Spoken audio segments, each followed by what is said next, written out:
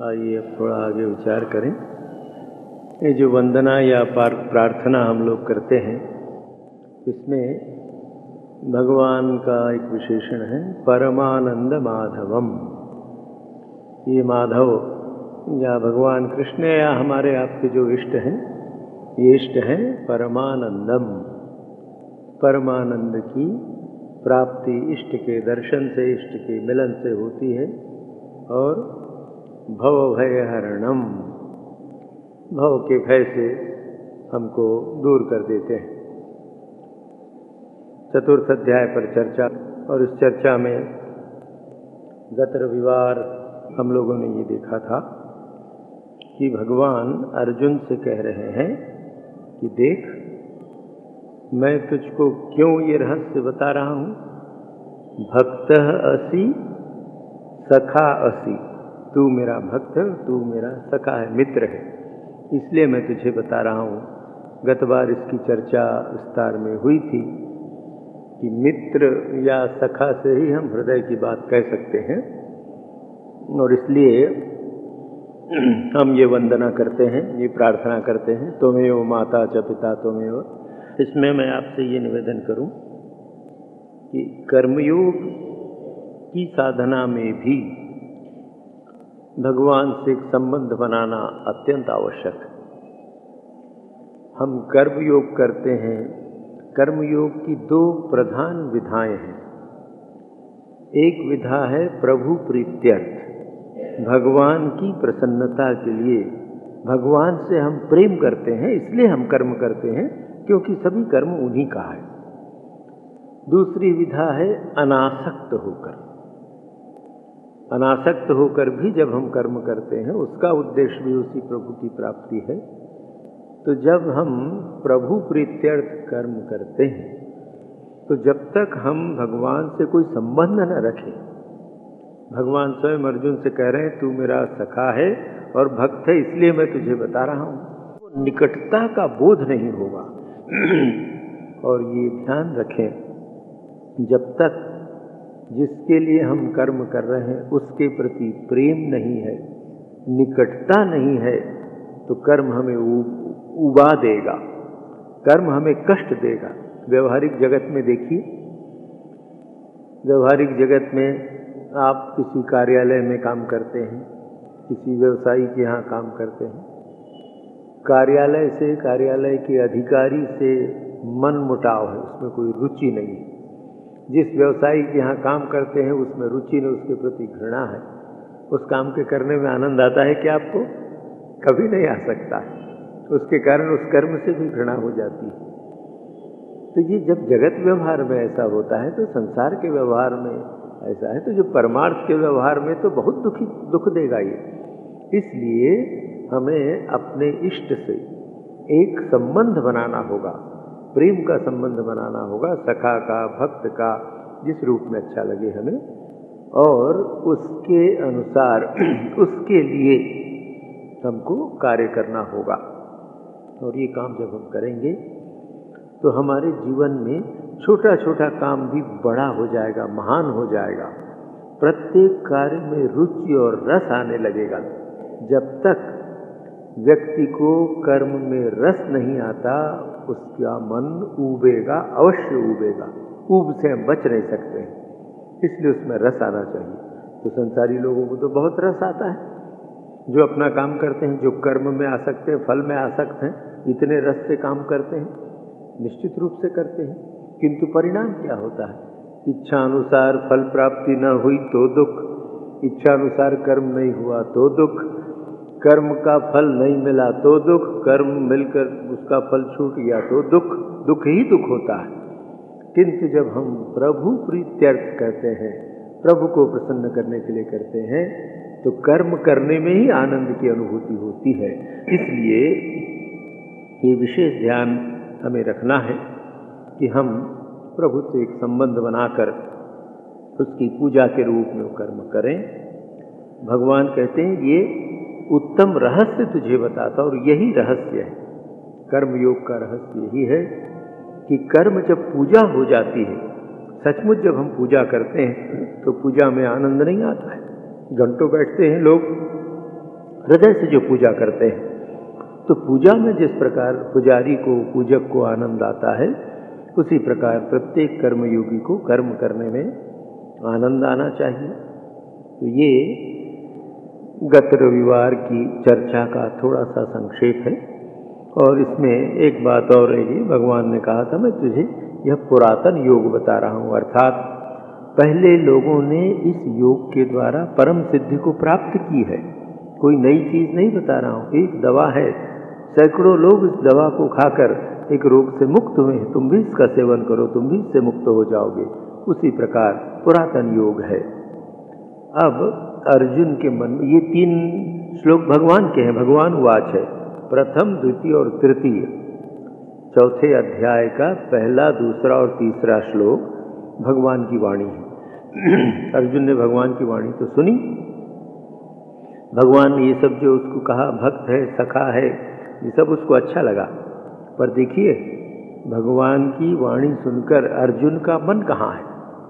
अर्जुन आपके हमारे प्रतिनिधि हैं।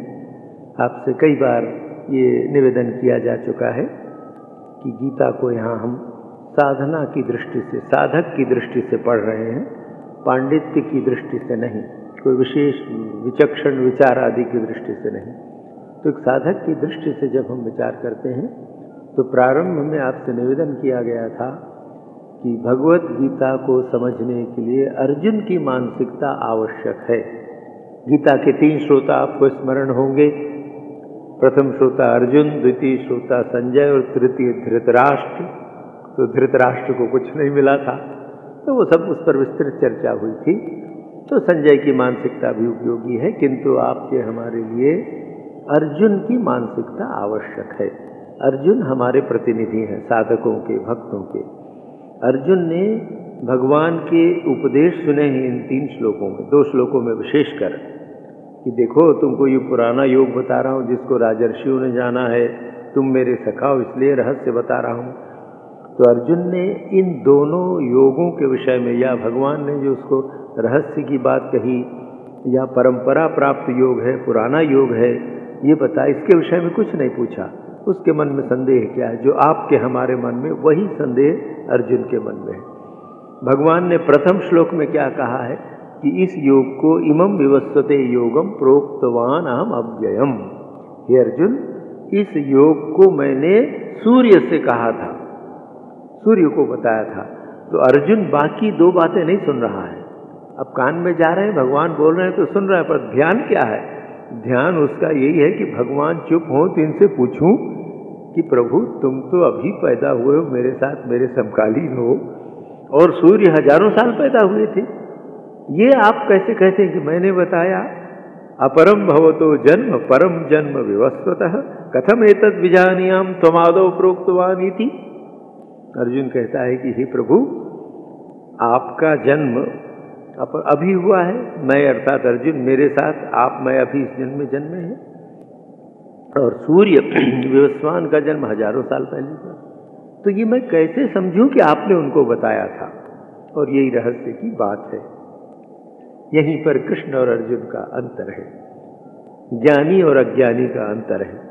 अर्जुन अज्ञान में प्रतिष्ठित है, आप हम सब अज्ञान में प्रतिष्ठित है, अभी पूरी तरह जमे हैं अज्ञान में। इसलिए अर्जुन भगवान का भक्त है, सखा है, तो भी उसको भगवान के स्वरूप का ज्ञान नहीं है, भगवान के स्वभाव का ज्ञान नहीं है, भगवान की लीलाओं का ज्ञान नहीं है। क्या है? भगवान के स्वरूप, भगवान की लीलाएं, भगवान के कर्म उसको अपने समान, मनुष्य के समान लगते हैं। तब उसको लगे भाई कैसे मानूं, मैं आज पैदा हुआ हूँ, आज मेरी बुआ के लड़के हैं, आप भी पैदा हुए हैं, थोड़ी बहुत वर्षों का अंतर है, तो आपने उसको बताया, ये आप अभी कैसे मुझको बता रहे हैं? हमारे जीवन में यही सीमाएं, अज्ञान, जहाँ भी सीमा है वो अज्ञान। इसलिए जब तक हम अज्ञान की सीमा में हैं, हमको भूत, वर्तमान और भविष्य में रहना पड़ेगा। इसलिए कठिन संघर्ष करना पड़ेगा कि भूत की स्मृति न हो, भविष्य की कल्पनाएं हमको न सताएं, और वर्तमान में हम सुखपूर्वक जीवन बिता सकें। हम में से अधिकांश लोग, जिसमें मैं भी शामिल हूँ, हम या तो भूत की स्मृतियों में कभी रस लेते हैं या दुखी होते हैं, या भविष्य की कल्पनाओं में आनंद लेने का प्रयत्न करते हैं। उसके कारण वर्तमान चला जाता है, वर्तमान का उपयोग नहीं हो पाता। समय केवल वर्तमान में ही होता है, जीवन वर्तमान में ही है। भूत स्मृति है और भविष्य कल्पना है। भूतकाल में जीवन स्मृति के रूप में है, था, उसके अस्तित्व का कोई ज्ञान नहीं है। भविष्य में भी जीवन अस्तित्व में नहीं आया है। जीवन जो कुछ है वर्तमान में है, और इस वर्तमान में रहने के लिए कोई भी भौतिक वस्तु का आश्रय नहीं लिया जा सकता। इसलिए कि ये विश्व ब्रह्मांड वर्तमान में नहीं रह सकता, इसलिए नहीं रह सकता कि इसका सृजन हुआ है, बना है। एक दिन इसका जन्म हुआ है, जिसका जन्म हुआ है उसकी मृत्यु होगी, तो जिसका जन्म हुआ है उसकी मृत्यु होगी। जो चीज़ बनी है वो नष्ट होगी। वैज्ञानिक हमें बताते हैं एक दिन हमारी पृथ्वी नष्ट हो जाएगी, एक दिन हमारा सूर्य नष्ट हो जाएगा, एक दिन हमारा ब्रह्मांड नष्ट हो जाएगा। तो जो नष्ट हो जाएगा वो तो भूत और भविष्य की बात होगी। आप सब, हम यहाँ बैठे हैं, कोई 50 साल पुराना है, कोई 75 साल पुराना है, कोई 25 साल पुराना है, 35 साल पुराने, तो हम लोग पुराने हैं। भूतकाल में अस्तित्व था, अब वर्तमान में है, अगले वर्ष 1 साल और ज़्यादा पुराने हो जाएंगे, फिर समाप्त हो जाएंगे। तो देखिए, जो भी वस्तु, स्थान, व्यक्ति जो भी हो, जिसका अस्तित्व में है, जो जन्म लेता है, बनता है, उसका विनाश होता है। और जब हम इस जन्म और विनाश की सीमा के अंदर हैं, तब तक हमें त्रिकाल का ज्ञान नहीं हो सकता। भूतकाल का, वर्तमान का और भविष्य का ज्ञान कब होता है? जैसे अभी इस कमरे में आप हम सब बैठे हैं, सब कुछ हमको साफ दिख रहा है। इसलिए दिख रहा है कि आप हम सब वर्तमान में हैं, प्रकाश आदि की व्यवस्थाएं, इसलिए एक दूसरे को देख रहे हैं। तो ये वर्तमान आपके, हमारे लिए इस कमरे में सीमित है। जो ज्ञानी है, अर्जुन और कृष्ण का यही अंतर है। भगवान के जीवन में, सत्य के, कृष्ण के जीवन में भूत नहीं है, कृष्ण के जीवन में भविष्य नहीं है।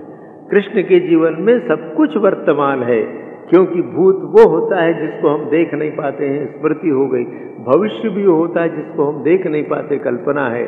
किंतु भगवान त्रिकालज्ञ हैं, क्या भूत, भविष्य और वर्तमान में जो कुछ है उसको स्पष्ट देखते हैं, इसलिए कि उनके लिए संपूर्ण वर्तमान है।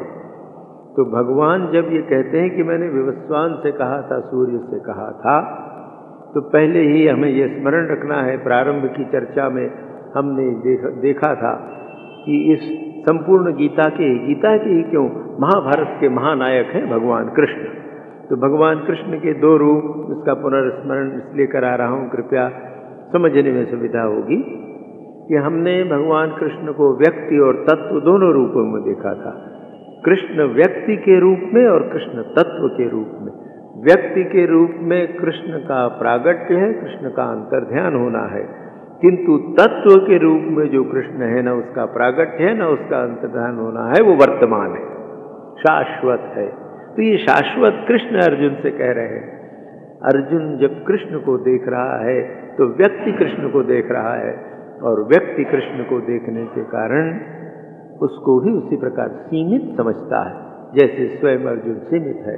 तो जब भी हम अपनी इष्ट की कल्पना करें, इष्ट की पूजा करें, इष्ट की सेवा करें, तो इस ओर विशेष ध्यान रखें कि हम अपने इष्ट को अपने समान सीमित न समझें, अपने इष्ट पर अपने अज्ञान का अध्यारोप न करें, उस पर न थोपें।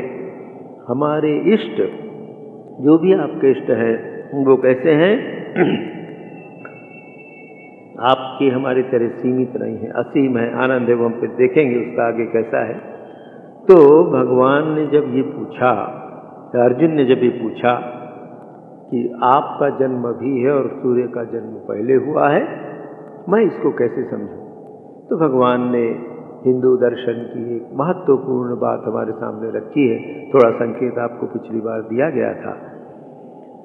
भारतवर्ष की एक विश्व को महान देन है ये, विश्व के दर्शन को, विश्व मानव को, उसके जीवन को सफल करने के लिए गीता के चतुर्थ अध्याय का 5वां श्लोक, जिसमें भगवान घोषित करते हैं, भगवान का निष्कर्ष नहीं है, भगवान की ये घोषणा है अनुभूति के द्वारा। निष्कर्ष तो पंडित लोग निकालते हैं, बहुत सी चीज़ों पर विचार किया, तर्क वितर्क आदि करके निष्कर्ष निकाला, पर जो अनुभूति की बात है वो अनुभूति की बात सत्य का वक्तव्य है। भगवान कोई तर्क नहीं दे रहे हैं, सत्य का वक्तव्य है, सत्य को प्रतिपादित कर बता रहे हैं। क्या कह रहे हैं? बहूनि मे व्यतीतानि जन्मानि तव चार्जुन तान्यहं वेद सर्वाणि न त्वं वेत्त परन्तप। हे अर्जुन, तेरे और मेरे बहुत से जन्म हो चुके हैं, जिन जन्मों को मैं जानता हूं और तू नहीं जानता है। हे परंतप अर्जुन, शत्रुओं को ताप देने वाला अर्जुन, सुन मेरी बात। तो भगवान ने जो ये रहस्य बताया कि देख, मेरे और तेरे बहुत से जन्म हो गए हैं जिनको मैं जानता हूं, तू नहीं जानता है। क्यों नहीं जानता है? भगवान क्यों जानते हैं? इसलिए कि भगवान व्यक्ति नहीं है। अर्जुन से जब भगवान ये कहते हैं कि मैं संपूर्ण जन्मों को जानता हूँ, तेरे और मेरे, अर्थात इस विश्व ब्रह्मांड के सब कुछ को, अनादि अनंत काल से विश्व ब्रह्मांड चला है, बनता है, नष्ट होता है, प्रलय होता है, महाप्रलय होता है, किंतु भगवान इन सब के दृष्टा और साक्षी हैं। भगवान का न जन्म होता है न मृत्यु होती है, उनकी माया से इस विश्व ब्रह्मांड का सृजन और विनाश हो रहा है। सृजन होता है, स्थिति होती है और विनाश होता है या प्रलय होता है। तो भगवान अपनी शक्ति के द्वारा होने वाले इस सारे क्रियाकलाप को सतत देख रहे हैं, इसलिए कि वो वर्तमान में है, उनके पास कुछ गोपन नहीं है। तो भगवान हमको ये बताते हैं कि देख, ये जो मैंने तुझे बताया, ये वर्तमान क्या है? ये वर्तमान ये है कि मेरे और तेरे सब जन्म हो चुके हैं। इन जन्मों को मैं जानता हूं, तू नहीं जानता है। कैसे? इस पर थोड़ा हम आज विचार करके देखें। पुनर्जन्म का ये सिद्धांत मनुष्य के व्यक्तिगत जीवन में भी बहुत बड़ा सहायक है। यदि हमें ये विश्वास हो जाए, बुद्धि से नहीं, हृदयंगम हो जाए। बुद्धि से तो सुनते हैं हम लोग बहुत बार बहुत सी बातें, पर वो हृदयंगम नहीं होती है। हृदय में यदि प्रविष्ट हो जाए कि हाँ, सचमुच मेरा पुनर्जन्म है, तो इस पुनर्जन्म की दृढ़ धारणा के कारण हम बहुत से दोषों से, बहुत से दुर्गुणों से बच जाएंगे। इसलिए बच जाएंगे कि अरे देखो, ये 4 दिन का है, अगर मेरी मुक्ति नहीं हुई तो मृत्यु के पश्चात पुनः मुझे जन्म लेना पड़ेगा, और जन्म लेना पड़ेगा तो देह नहीं मिलेगी, मन यही पुराना रहेगा। इस पुराने मन के संस्कारों को लेकर अगर मैं जाऊंगा और मुझ में यदि अशुभ संस्कार हैं, मेरा स्वभाव नष्ट हो गया है, मुझे वासनाओं का दासत्व प्राप्त है, मैं अपनी इंद्रियों के अधीन हूँ, शरीर के अधीन हूँ, तो अगली बार भी इंद्रिय शरीर आदि के अधीन रहना पड़ेगा और फिर अधोगति होगी। ये पुनर्जन्म की धारणा से ही ये बात दृढ़ हो जाती है। दूसरी बात, पुनर्जन्म पर विश्वास करने के लिए कुछ तर्कों की भी आवश्यकता होती है। मनुष्य का मन विचारशील है। थोड़ा अपन विचार करके देखें, इस संसार में इतनी भिन्नता क्यों है? मनुष्यों को ही देखें अपन, संसार की भिन्नता तो छोड़ दें। एक ही माता पिता के 2, 3, 4 संतानें, क्यों उसमें इतना अंतर आता है? एक माता पिता की 4 संतान, एक परिवार है यहाँ, उनका बड़ा बच्चा गूंगा और बहरा है। क्या पाप किया था उसने? उसने तो कुछ नहीं किया। बाकी उसके भाई बहन बिल्कुल सामान्य हैं। क्यों वो बच्चा गूंगा और बहरा हुआ? कितने ऐसे लोग हैं जन्मांध हो जाते हैं। क्यों ऐसा हुआ? क्या कारण है? अगर भगवान ने किया तो भगवान इतना पक्षपाती है, इतना निष्ठुर है, उस भगवान से तो मनुष्य अच्छा है। तो ये मनुष्यों में जो भेद दिखता है, बुद्धि में भेद, शरीर में भेद, मन में भेद, निश्चित रूप से इसका कारण ये है कि इस अस्तित्व के पूर्व अभी जो हमारा जन्म है, इसके पहले निश्चित रूप से हमारा अस्तित्व था। हम ऐसे स्थान में थे कि जहाँ हमने ये संस्कार जो आज जीवन में है प्राप्त किए, हम उनको लेकर आए हैं। तो इसके पीछे रहस्य यही है कि ये अस्तित्व लगातार चल रहा है, एक श्रृंखला के समान। जैसे एक सांकल होती है, उसमें कड़ियाँ होती हैं, उसी प्रकार एक के बाद दूसरी, दूसरी के बाद तीसरी, ये जन्म मृत्यु की कड़ियाँ हैं जिसमें हम बंधे हुए आते जा रहे हैं। तो पूर्व जन्मों के ये जो संस्कार थे ये आ रहे हैं। बहुत से लोग, विशेषकर आधुनिक शिक्षा में शिक्षित लोग, हम लोगों से पूछते हैं, बहस करते हैं, तर्क करते हैं, और वो तर्क ये करते हैं कि आपके पास क्या प्रमाण है, आप कैसे कह सकते हैं कि पुनर्जन्म है। एक तो पुनर्जन्म की बहुत सी घटनाएं होती हैं, फिर वो लोग डार्विन के विकासवाद की बात करते हैं कि ये हेरिडिटरी है, पैतृकता से आई है। डार्विन नाम के एक वैज्ञानिक हो गए हैं पिछली शताब्दी में इंग्लैंड में, उन्होंने ये शोध की। वो कहते हैं कि ये जीव, आज जो आप हम मनुष्य हैं, मनुष्य अमीबा नामक एक कोशीय जीव से धीरे धीरे धीरे विकसित होकर आज मनुष्य के रूप में आया है। स्वामी विवेकानंद जी जब अमेरिका में गए, यूरोप में गए, तब उसकी बहुत धूम थी उस समय। तो लोगों ने बहुत पूछा कि आप कैसे कहते हैं ऐसा है। तो स्वामी जी ने एक ही प्रश्न उनसे पूछा, जिसको हम स्मरण रखें तो हमारे लिए उपयोगी है और किसी को बताना हो तो भी उपयोगी है। स्वामी जी ने कहा, देखो भाई, तुम जिस विकास की बात कहते हो ठीक है, जब तक क्रम संकोच न हो तो क्रम विकास कैसे होगा। अंग्रेजी में कोई चीज अगर इवॉल्व न हो तो, इन्वॉल्व न हो तो इवॉल्व कैसे होगी।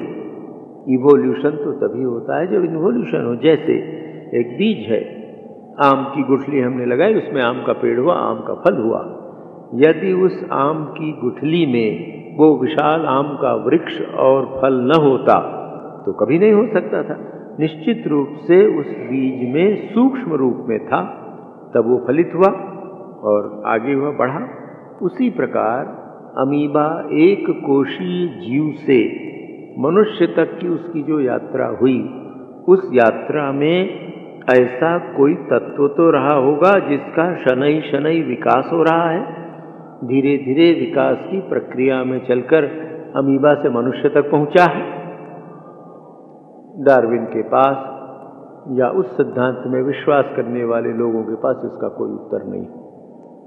वो कहते हैं नहीं, ऐसा कुछ हमारे पास नहीं है। कौन सी चीज़ है? बस वो विकास की प्रक्रिया में शरीर की आवश्यकताओं के अनुसार प्रकृति ने उसमें परिवर्तन किए, सर्वाइवल ऑफ द फिटेस्ट कर दिया, सेक्सुअल सिलेक्शन कर दिया। इस प्रकार ये विकास हुआ है। किंतु थोड़ा आप विचार करके देखें तो इस विकास के क्रम में बहुत से दोष हमको दिखेंगे। उसको इसलिए समझ लें कि फिर हम हिंदू विकास दृष्टि को देखेंगे जो उसका सटीक उत्तर है।